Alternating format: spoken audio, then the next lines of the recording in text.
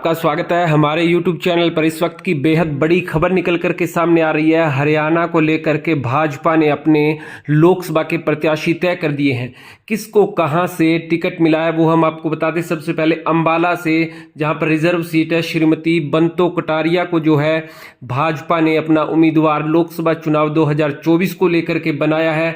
यदि करनाल की बात करें तो जो बड़ा नाम लिया जा रहा था कि हरियाणा के पूर्व सीएम मनोहर लाल खट्टर को करनाल से लोकसभा का चुनाव लड़वा करके भाजपा सरकार यदि सत्ता में आती है तो केंद्र में उनकी अहम भूमिका रहने वाली है, और वैसा ही लग रहा है।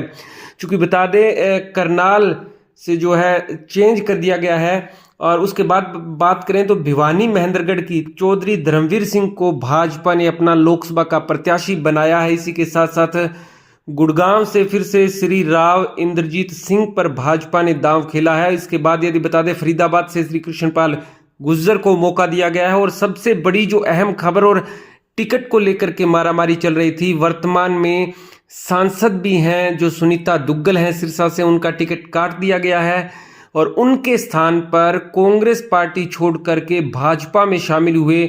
और 2019 के लोकसभा चुनाव में सुनीता दुग्गल को कड़ी टक्कर देने वाले अशोक तंवर को जो है वहां पर टिकट मिल गया है।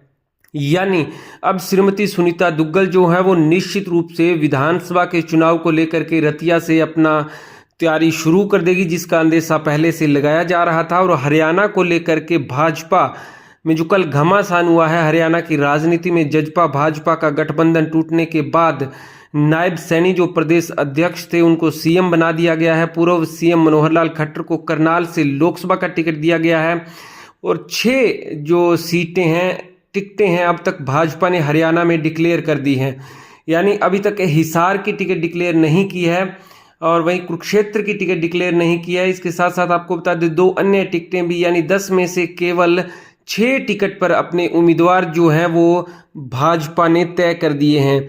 और दुष्यंत चौटाला को लेकर के भी जो जब गठबंधन में थे तो बात चल रही थी कि वो हिसार और भिवानी महेंद्रगढ़ का टिकट मांग रहे हैं। और टिकट न देने की एवज में उन्होंने कहा था कि यदि लोकसभा का टिकट जजपा को नहीं दिया जाता है तो फिर जो बुढ़ापा पेंशन है वो बढ़ा करके 5100 रुपये कर दी जाए।